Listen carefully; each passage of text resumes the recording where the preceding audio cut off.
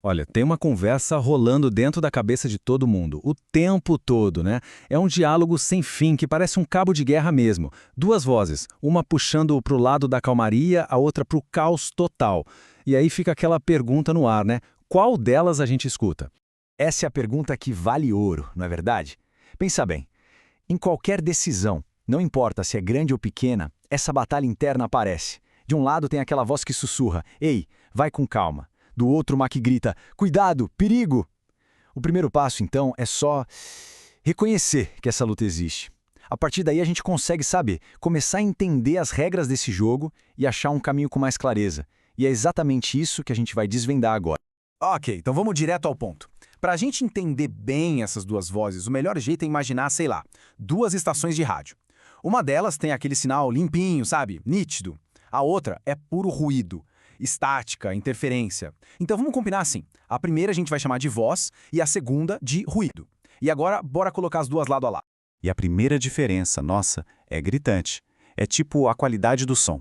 A voz do Espírito Santo, que é a nossa referência aqui, ela é quieta, serena. E não é por falta de força, não. É porque a essência dela é a paz. É um sinal limpo, entende?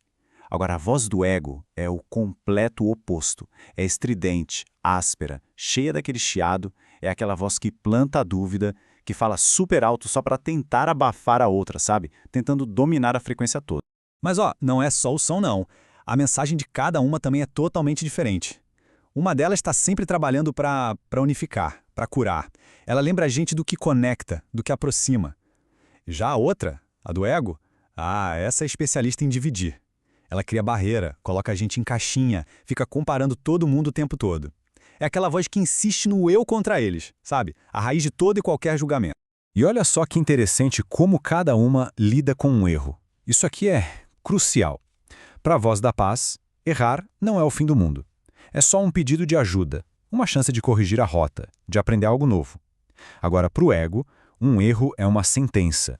É um pecado que exige punição, que exige culpa, prendendo a gente no passado.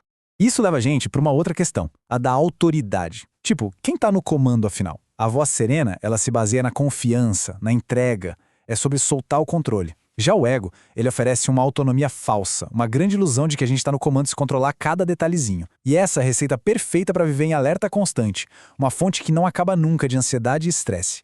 Beleza, a teoria tá clara, né? A gente já viu as características de cada voz. Mas e na prática? No meio do caos do dia a dia, como é que a gente sabe qual delas está falando? Bom, existe uma ferramenta, um teste decisivo para isso. E o nome dele é o teste da paz. E o genial disso tudo está na simplicidade. O teste da paz não é algo para a gente pensar, é para a gente sentir. Não é um quebra-cabeça mental, é mais como uma bússola para o coração. A chave é parar por um instante e perceber como esse pensamento reverbera no corpo. A sensação que ele causa é a pista definitiva para a gente saber de onde ele está vindo. E aqui, nossa, a diferença fica clara como água. De um lado, o que a gente sente com a voz serena. Paz, alegria, certeza, é uma sensação física mesmo, de abertura, de leveza. Do outro, o que acontece quando a gente ouve o ruído do ego. Medo, ansiedade, culpa, dá aquele aperto no peito, um peso nas costas, sabe? Os resultados são tão diferentes que, depois que a gente aprende a sentir, não tem como confundir. E para fechar essa ideia, a fonte que a gente está usando traz uma frase que é assim, a essência de tudo. A paz de Deus é o sinal inequívoco da sua voz. Ou seja, a paz não é só um dos sentimentos, entende? Ela é o carimbo de autenticidade. É a bússola que nunca, nunca falha. Se um caminho não traz paz, ele simplesmente não é o caminho. Então, beleza. Entender a diferença entre as vozes é o primeiro grande passo, mas a mudança de verdade acontece quando a gente começa a escolher em qual delas colocar o foco. E é sobre essa escolha, essa decisão consciente de buscar clareza que a gente vai falar agora, na nossa reta final. E na prática, como é que a gente faz isso? Olha, o processo é bem simples, são só 3 passinhos. Primeiro passo, perceba o conflito. Sinta aquela tensão interna, mas sem julgar. Segundo passo, isole o pensamento e faça a pergunta de ouro. Esse pensamento aqui, ele me traz paz? E o terceiro passo, escolha, de propósito mesmo, dá atenção para o pensamento que alinha com a paz. Simples, né?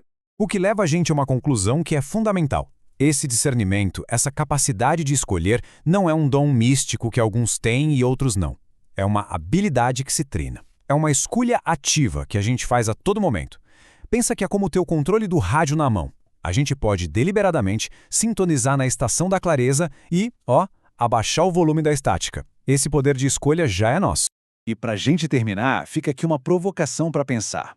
Já imaginou como seria se para cada decisão do dia, da mais boba até a mais importante, o critério fosse um só? Isso me deixa mais perto da paz? Que tipo de vida isso criaria para cada um? E mais, que tipo de mundo a gente construiria se todo mundo fizesse isso? É uma pergunta poderosa para levar daqui, não acha?